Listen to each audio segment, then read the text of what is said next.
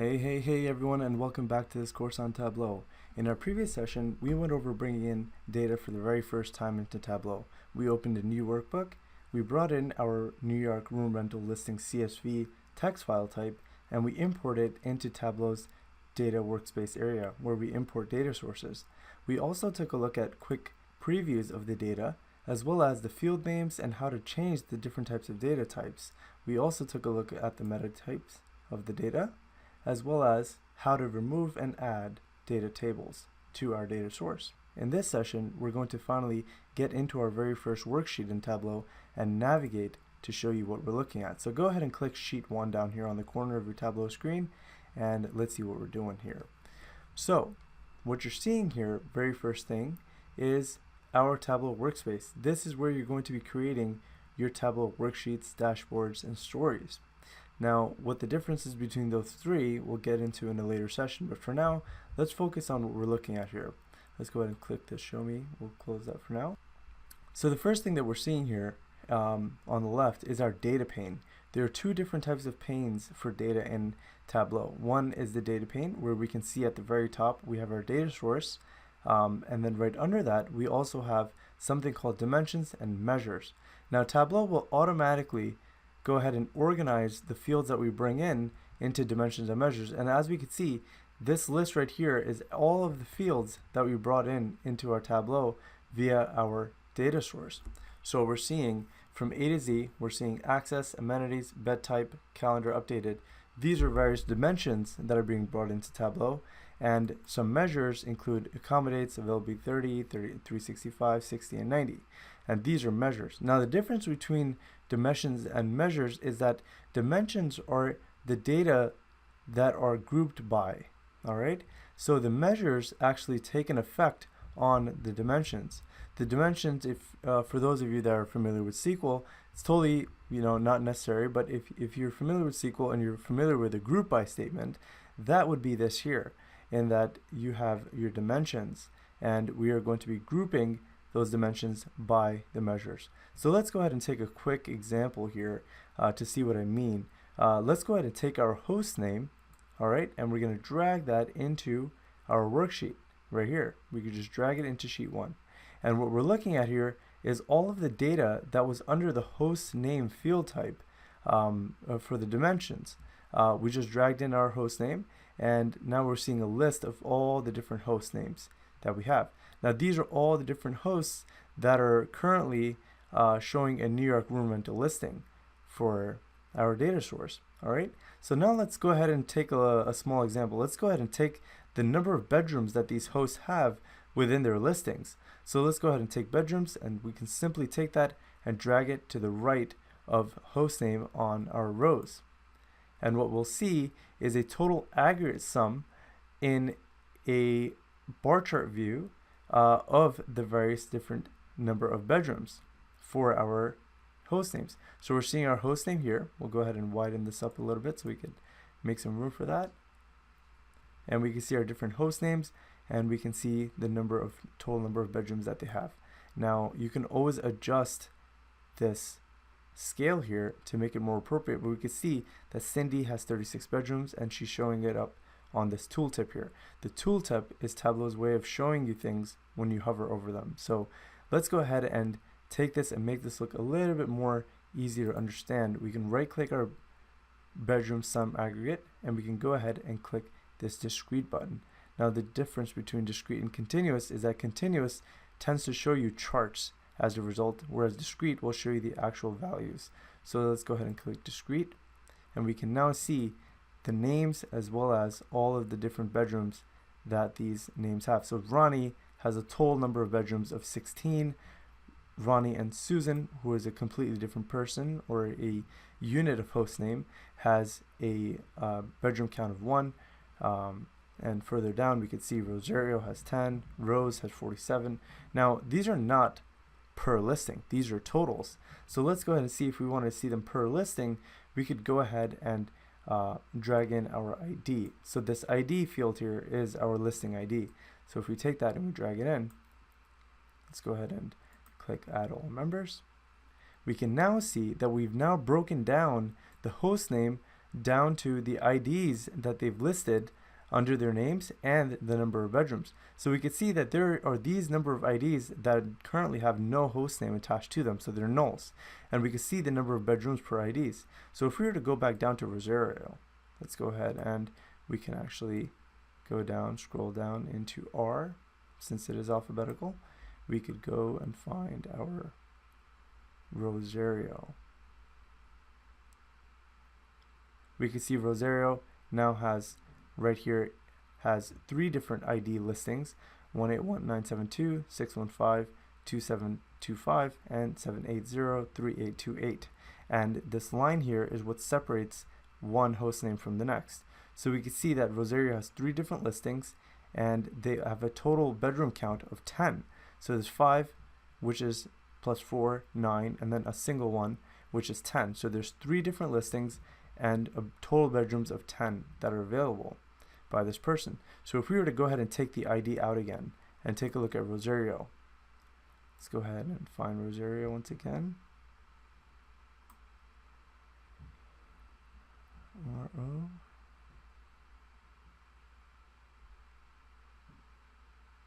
We can see Rosario has a total bedroom count of 10. So these are the kind of small things that you can do in Tableau to make sure that you're looking at your data properly. And it's very important that you understand these differences, because if you're presenting this data to someone and you say, how many listings does Rosario have, or how many bedrooms does Rosario have in his listing, it would not be correct for you to say that Rosario has 10 bedrooms in a listing. Rosario has 3 different listings that have a total count of 10. And it's very important to know the difference there between those. Now, continuing along, we can actually see the total number of, obviously, rows and host names and the bedrooms associated with those host names. But let's see if we wanted to see this in a visual way, so we could actually compare different hosts to one another to see who has the most bedrooms, for example. It would be easiest to do that and answer a question like that very quickly with a visual representation. And remember when I mentioned that when we click on this drop down on the bedrooms, we could see that it's a discrete type of a field. Before it was continuous, and the reason Tableau did that by default is Tableau is a visual tool, so it's going to automatically try to give us a visual representation of our data. But looking at our data this way, it's pretty much impossible to compare these values to one another, because as we can see the values and the different bars associated with them, we can't really compare them to one another, right? We could see Henrietta has a pretty big bar, so he probably has a large number, which is 47 bedrooms. And if we see Henrique, we can see that he has just 1 bedroom here, and he doesn't even have a bar. So it's very difficult to try to analyze this way. So what we can do is we can try to come up with our own way of showing this data, and that's where the show me comes in over here on the top right hand corner. If you were to click show me, we could click show me, and we could see that there are different options you have in terms of how you would like to show your data. If we were to click this right here, the very first top left, we can now see that's very similar to what we saw as far as discrete values for our bedrooms. And the way that Tableau has represented this is that it took the sum of the bedrooms, the total count of the bedrooms, and it dragged it into text, and it's now showing it as a text mark. Now that's where marks come into Tableau, and the way that marks work is that these are different ways that Tableau can represent our data depending on how we show it or how we drag it into there. We could also use size to represent different types of visuals. So if we were to go to size and we were to drag this up or down, we could see that it's now changing the size of that number of the sum of the bedrooms, since that is the field that is within this marks box. And we can also change the color of it. We can see that it's currently like this grayish black. We could also make this blue, for example, and we could now see that these numbers are blue. Now let's say we wanted to give this a visual representation rather than these numbers, so that we could actually compare our data. That's where the show me comes in here. And we could see that currently we're selected with this top left hand corner option, which is for text tables, which is the name of this visual representation. Let's go ahead and click our horizontal bar chart. And we can now see that it's much easier to represent this data in this way, and we can easily identify those host names that have the most number of bedrooms, right? So we could see that host names with null names that have no host names at all have 22 bedrooms, right? And that's not really accurate because we're trying to find those hosts that have the maximum number of bedrooms. So let's go ahead and hit right click on the null here. We just right clicked it and we can click exclude. And what that will do is it's going to take away the null values from our list here. So that way we can only look at those users that have a name, right? So let's go ahead and find that user that has the most number of bedrooms. So what you can do is you can group by the host name. Like I mentioned, measures are those numbers that are being grouped into the dimension. So what we have here is a host name, which is a dimension, and we have the bedrooms, which are measures, as we can see right here. So we're going to be grouping the host name by the number of bedrooms, as we have here. We have the host name and we have the total sum of the number of bedrooms according to that host. So let's go ahead and find the host name that has the most number of bedrooms for their listings. So we can go ahead and right click on the host name here in the rows area, and we can click sort. And the sort will allow us to find the highest number of bedrooms for that host, or for any particular host for that matter. So what we want to do here is we want to sort our host name by the number of bedrooms, and we want to do that as a total, which we already have here. We have the total sum of the bedrooms by the host name. So we have the sort order we can select. We could do ascending or descending. If we were to do ascending, it would show at the top of the list that host name that has the least amount of bedrooms. And if we wanted to show descending, we could click descending and we could see that host that has the most amount of bedrooms. Now this won't make any difference here because we haven't hit apply or OK yet. So let's go ahead and move down. We can see that we want to sort by. If we could sort by the data source order, we could sort according to the different tables that we have. But since we only have one table, this won't really do anything for us. We could also sort by alphabetic, and this will only be applicable to a host name, since numerical values cannot be alphabetic.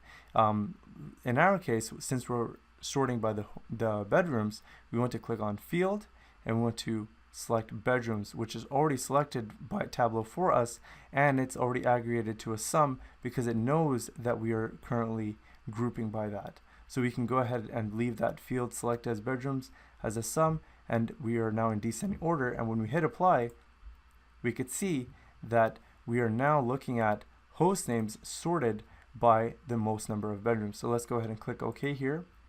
And we can now see, let's click on the show me to make it go away, and we can now easily see the names of those hosts that has the most number of bedrooms for all over with their listing. So we can see that Michael has 489 bedrooms, so he probably has a lot of listings, right? Same with David, he's got 468. John, 390. If we were to scroll further down the list, we could see that our list gets smaller and smaller in terms of count for our bedrooms.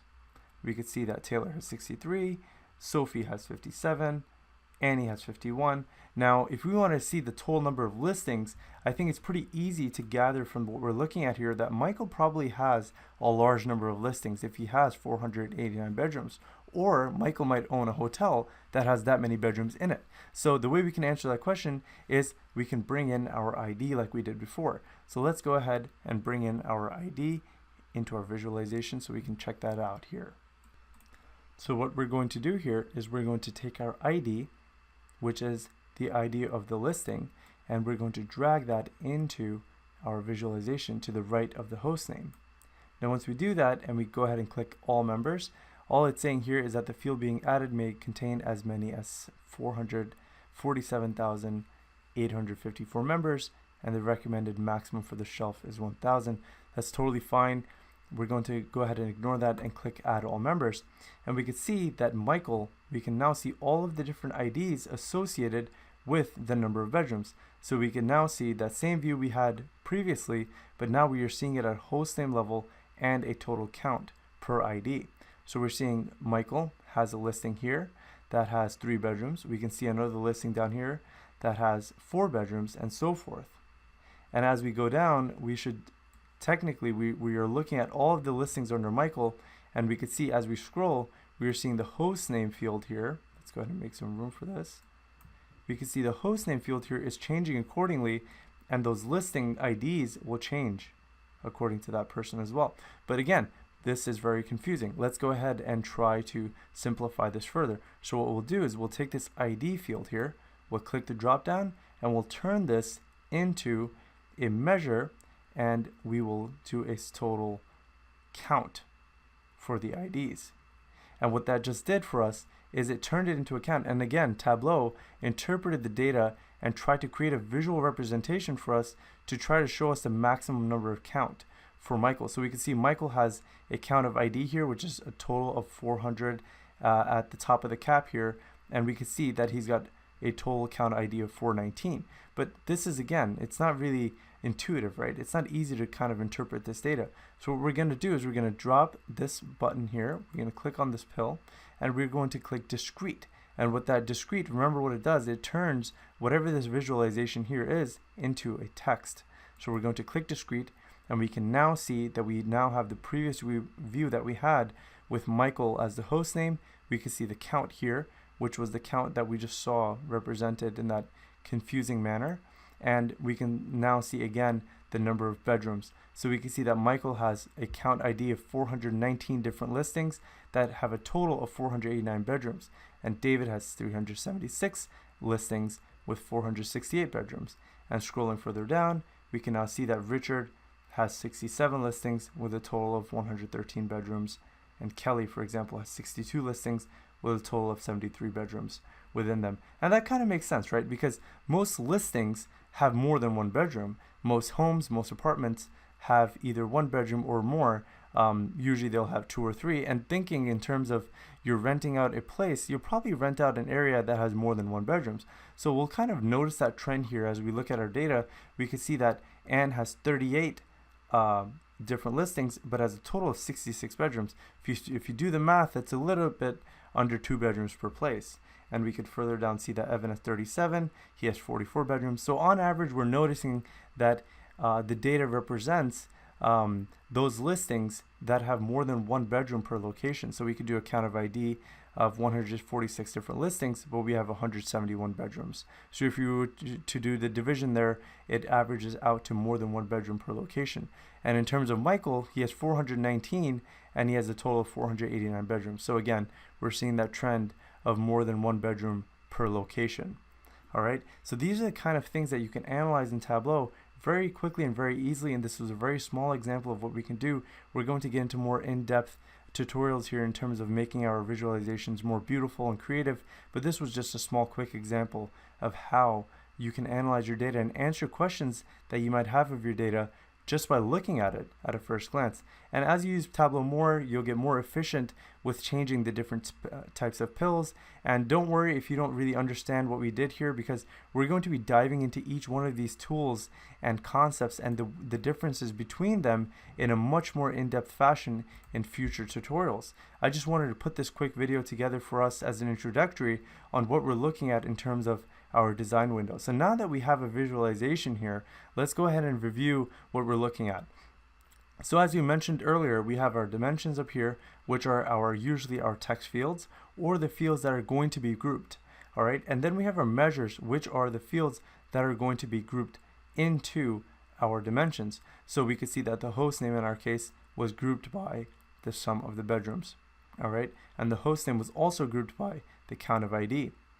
So in Tableau, there is a concept of grouping that is very kind of tricky to understand, but it's very easy to understand in terms of how this works if you think of it like dependencies. So dimensions in Tableau, just hang on with me here, dimensions in Tableau are independent variables, whereas measures are dependent variables. And the difference between them is that when you have a dimension that is independent, you are showing that this is the one that's in control. Whereas measures, in order to show data, they're dependent on a dimension so that they can show information. If we have a total count of beds and we were to bring that into our visualization, we're not really showing valuable information. But if we were to group one of these fields by the number of beds, we are now showing valuable information. So this is the field that is in control of the visualization.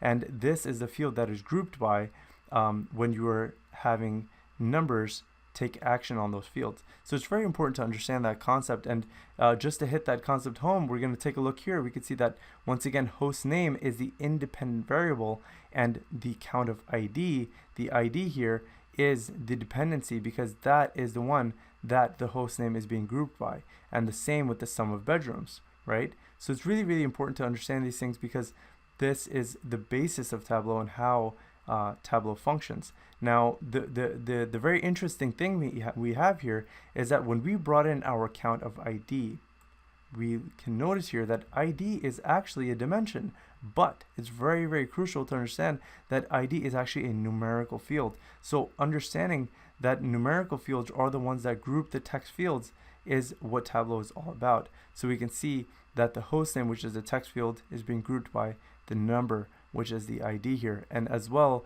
we can see that the number of bedrooms are also the ones that are grouping in order to show the data for the host name. So now what you might be wondering here is that why is the ID, which is a numerical field, not a measure? And that is what differentiates between measures and dimensions, but also between continuous and discrete. And that's what I'm talking about when I say we're going to get into this in a more depth fashion, and we'll see this in more detail in later lectures. So don't worry if you don't understand what we're looking at just yet. I just want to give us a quick overview on what we're looking at, so that we know what's involved with Tableau development. And you're going to absolutely love the process once you understand all these little nuances of the software, and it will make your visual design process a lot easier. I totally promise you guys. So with that being said, guys, I totally recommend you go ahead and watch this video again if you have any misconceptions about what you're seeing here, or feel free to reach out to me. This stuff is not self-explanatory, so it's very important that you rewatch this over and over again until you understand it. Go in there and play with what we just looked at, play with the different fields, and try to grasp an understanding of the data that we're looking at. And in future sessions, we'll be going into more detail about the individual tools and how they all function as a whole, as well as how they function together to create these beautiful visualizations that we see before us. With that being said, guys, this was a pretty long session, but I'm going to end the video here, and I'll see you in the next session. If you have any questions, feel free to reach out in the comment section of this video, and totally converse amongst yourselves as well. If you have questions or any misunderstandings, it's really important that we work as a community within this course so that we're all learning and growing together. All right, guys, with that being said, I'm going to wrap it up here. Thanks, and I will see you in the next session.